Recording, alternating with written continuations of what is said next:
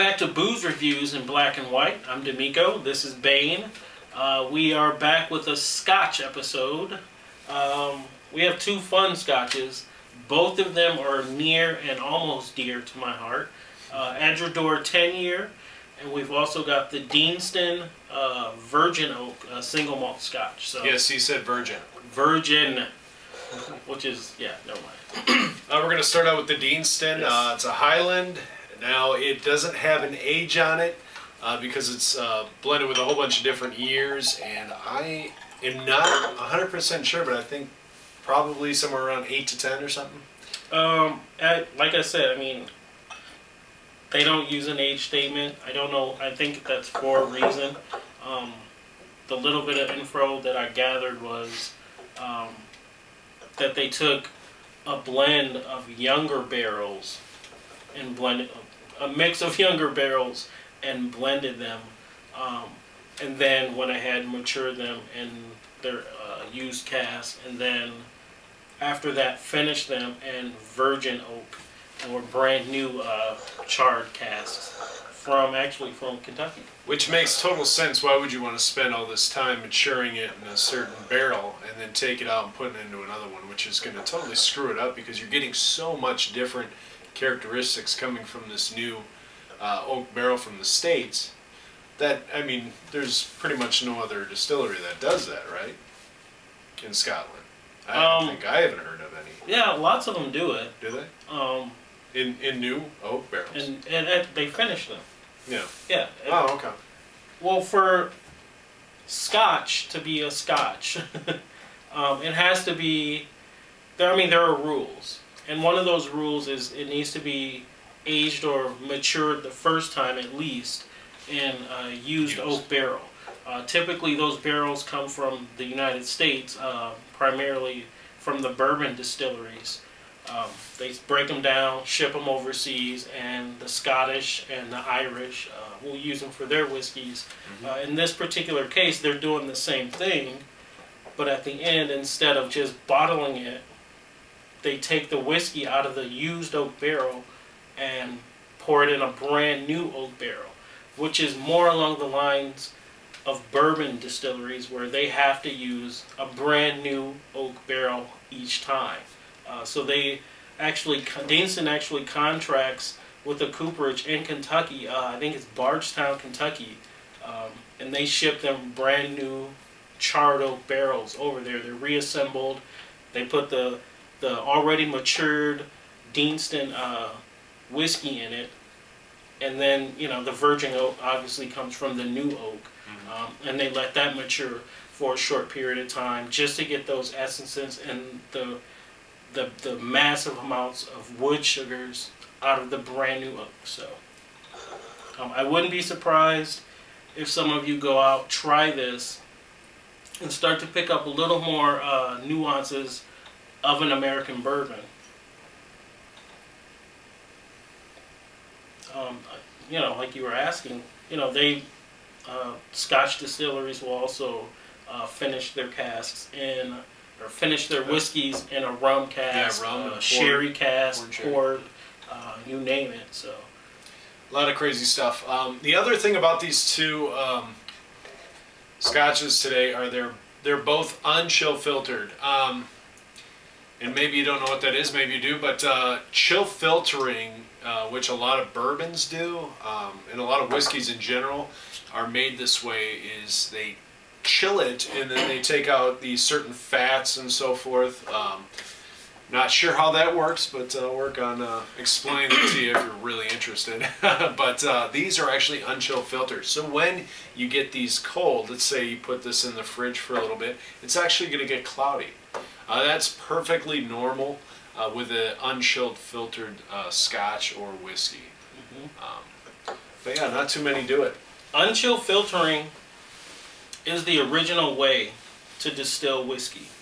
The problem was, especially for Scotch and Irish whiskey, and a lot of the early bourbon distillers, once they started to pick up, you drop a couple of cubes in it, cool it down, whatever, in the summer, and it would cloud up.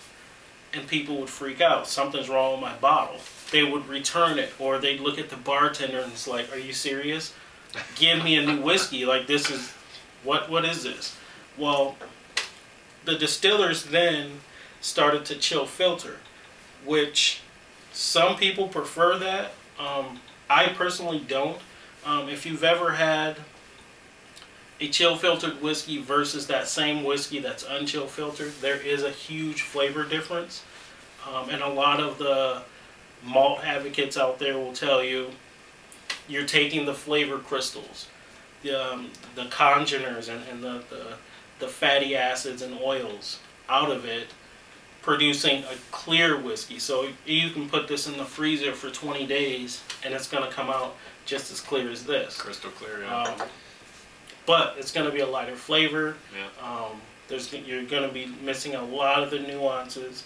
It's like taking, since I'm an audio guy, something that's CD quality, 44.1 kilohertz, versus an MP3, which is completely stripped down. We won't get into all that. I think you just lost him. You lost me. I know, I'm sorry. There's a huge difference. It's listening to CD quality versus an MP3 version of your favorite song. If you haven't tried that, try it. There is a huge difference. Yeah. And that's sort of what I'm going to leave out there, I guess, for your chilled versus unchilled filtered whiskeys. And a lot more, especially Scotch. Scotch and bourbon are actually, a lot more of them are going towards the unchill filtering, going back to the native way of producing their product. So you will be seeing that a lot more. If you're adding ice or cold water or chilling it in the fridge or whatever, you're going to get that cloudiness. There's absolutely nothing wrong with it. In fact, once you bring it back up to temperature, it comes back to clear as day, like nothing ever happened. So, just saying, don't be afraid of it. All right, getting back to this guy. Interesting nose. Pretty simple nose to me, actually. You know, I'm getting like the caramel, the sweetness, stuff like that. Sure. A little bit of the oak. A little bit of the heat. But, I don't know, are you getting any fruits or anything? I'm not getting too much. Usually that's what Highlands are kind of known for, is their, their little bit of bouquet fruity berryness. Yeah. Not so much on this nose. And that's fine.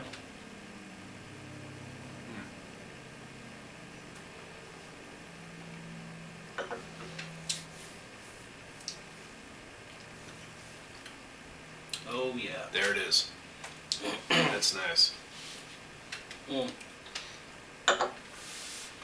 Okay, well that new oak, I mean that's very nice. It really hits you right in the center. For sure. And it hangs on. It grasps on, and it, like, I'm still tasting it. Yeah. It's there. It's fuzzy. It's warm. A little bit of smokiness, a little chocolate, little tobacco out of it. A hint of spice, but it's not like a cayenne pepper spice. It's more like a Cajun spice, like not a heat spice, but flavor profile spice. Yeah, for a little bit there in the middle, I'm getting that. There's something there, and I can't quite put my finger on it, but it works really nice. Very creamy. Very creamy, yep. As far as the fruit goes, I got a little bit right at the beginning, but for the most part, again, it's not really what this is about. I'm not getting much fruit characters. And I'm okay with that. I mean, not all. Oh, not all Highlands are the same, yeah. Sure. You know what we should do? We should get a bottle of the Deanston 12 year unchill filtered, and then bring this back and do a side by side to see how they kind of add up. Yeah, and sure. Measure up to each other. That'd be fun. But Deanston does have a whole lineup up through 30 years, I believe. Yeah, which we just had. Yeah, we just had 30 year. Yeah, which was awesome. Amazing. Yeah. Yeah. We'll try to secure that bottle again and do a quick episode on that. It was awesome. I could see drinking this with some cheese. Lightly smoky cheese, or some like creamy cheese with a little, you know, maybe some goat cheese with some, I don't know, some garlic, a little dusting of Parmesan. Seriously, if you guys aren't like having your scotches and other whiskeys with foods or chocolates and whatnot, you guys are missing out on a whole new experience. Just saying. It's definitely interesting. I mean, Scotch is really kind of known for being that type of drink that you'll have with a cigar, which, I mean, I'm totally down for. This guy over here doesn't smoke, so never had the appreciation of that. But No. definitely with food, Scotch goes a long way. Pair with a whole bunch of different stuff. I think it works well, just like wine. So. Yeah, I mean, you're probably not going to get away with a full-on meal, but you know, you're sitting around with your buds, you know, having a couple of appetizers, something, you know, the bonfire's going, you know, after dinner kind of deal. Yeah. Some nice chocolates with a nice Highland Highland Scotch. Oh, there's nothing better. Let me tell you guys. All right, so let's rate this thing. What are you thinking? I would give the Deanston Virgin Oak, I'd give it 86 points. Very, very well done. Price point wise, I think it was about 33 bucks, something like that. Very good. Yeah, it does sound about right. Very affordable. All right, yeah, I think I'm going to say it about an 88. I like what they did there. It's very interesting. I like the unchilled filtering. I like the new oak in there. I like that it's not really about the fruit. Right. There's still a lot going on. But let's move on. What do you got? Edradour 10-year single malt. This is another Highland. Edradour is boasted as the smallest distillery in Scotland. I know they have a really small staff too, like less than 10 people or something crazy like that. They always talk about three guys in particular, the three men of Edradour. I believe they're father, son, and brother, or whatever you want to call it. I do have to give my hats off to these guys. This is a fantastic whiskey. I've only had their 10-year. I do know they make a 16-year, or 15 or 16-year, or maybe an 18-year. I thought I saw, but I wasn't able to acquire it. So I'm gonna keep working on that. From what I found from Edradour, I believe the 10-year, it kind of tastes to me like it would be a 15-year. I've had this one before. I love it. It's amazing. You're talking about the smallest distillery in Scotland. I mean, they micromanage. That's what they got to be doing to create a 10-year that tastes this nice. 43% alcohol by volume, Yes, sorry. I believe. Yes. Definitely some nice golden color there. What up, Bryce? Say what up. What's up? How's everybody drinking tonight? Oh, we're drinking good stuff. Candy sweetness on the nose, with the barley, the grains, the cereal. Oh man, this is rich and fantastic. It's a much more delicate nose, especially compared to the Deanston. I mean, there's a lot going on there, but it's very faint, delicate. Again, though, you don't really have to search for it.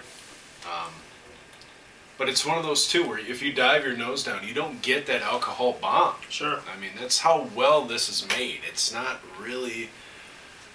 I mean, they cover it up so very nicely, the alcohol. So. This is another one that is unchill filtered. Boy, this is having a party on my tongue, I can tell you that. I do want to point out, I didn't rinse my glass, I didn't switch glasses. I apologize. There's a couple of comments about me doing that. but I have done this for a really long time. I like to think I'm pretty decent at it. I can tell the difference from whiskey to whiskey without always changing glasses and always rinsing and all that kind of stuff. But I do love that you guys did say that, and that there are people out there that do know that should be done for the most part. But like I said, I can go to a whiskey trade show and taste 70, 80 whiskeys and still be able to decipher each one. Now, granted, you do got to take some breaks, and you know what I mean. Yeah, for sure. We've done that, but no, I've definitely had the palate shock. Yeah, for sure. So yeah, but definitely that's why I didn't do it again. I don't. And a lot of these too, we've had these a lot of these before, so we kind of really know what we've tasted before. We can pick that apart. But back to the palate on this thing, the Edradour. I mean, it's still got a lot more fruit coming through. There's a little bit of apple, a little pear, so forth coming through. I'm getting tons of butterscotch. Yeah, towards the end. Butterscotch, all day long. Butterscotch and vanilla sugar. Mm-hmm. This is a lot more delicate still, but I mean, there's a lot going on. You know, for a 10-year-old, this is fantastic. You know, a lot of people are kind of thrown off by that. You know, the younger the scotches, you know, it's not going to be that great. You need those 15, 18, 20-year, which are going to break banks, just to let you know. But you can definitely enjoy the younger versions as well. And, you know, when we do seminars, whiskey seminars, more often than not, people are raising their hand that they like the younger one versus the one that's $200 more. It's just your palate. There's absolutely nothing wrong with that. Stand by your flavor profile and what you like. For me, I go both ways, depending on what it is and how I'm feeling. But I typically do lean towards the younger, meaning 15 and under, age-wise in particular. But there are some that, you know, I can appreciate the delicacies of a 25 and 30-year-old bottle as well. But just for me, like everyday drinking, you know, Tuesday night, I like to have the flavor. I do like to pair a lot of my whiskeys with little snacks and goodies and try to develop different little ideas, I guess. I don't know. Sure. And not just drink it alone. And because to me, that gets kind of boring. But that's me. That's me. I drink it alone. Yeah. Well, rarely I'll, you know, set some stuff up with some food. Sure. But I'm telling you, this one in particular, this is a standalone Scotch. I think you drink this alone and perfectly fine. This is a meal in a glass. Mm-hmm. I love it. I'm going to go ahead and rate it. I'm going to give this guy, I know it's a 10-year. I know it's a 10-year, but I think I'm going to give it a 92. That's awesome. Yeah. That's what I was giving it, the 92. Really? Yeah. Yeah. So, a couple of unchilled filtered Scotches. Extremely well made. Young. Very good. I think this one runs a little bit more than the Deanston, but I think I found it for 50, 55. Yeah, definitely high 40s, mid 50s. Yep. But you're going to find that Deanston again, probably somewhere in the 30s. Yep, lower 30s. Yeah. All right, yeah, definitely check out these products if it sounds like something you like. Thanks for all your comments. Please subscribe. Absolutely. And we'll be trying to get some more spirit videos out. I know that a lot of people have been watching our spirit videos, and we haven't had a whole lot of those compared to the beer and wine ones we have out there. It's really hard to. Yeah, but we do 4 or 5 of these videos at once, and it's like, oh my god. He's already losing his voice over here. No. All right, well, thanks again for watching, and like always, y'all have a good one. But I do have a question. You do? Sorry, I wanted to catch you. Let's do it. Simple question. If you've had either of these two, please comment. Let us know what you thought of them. And if you haven't, tell me about another Scotch, a younger version, a younger single malt, or a younger blended Scotch that you really like, and maybe you come across things on the interwebs that maybe speak differently about that. Let us know. I would love to hear about that stuff and get some back and forth going. Yeah. We'll catch you guys later. Peace.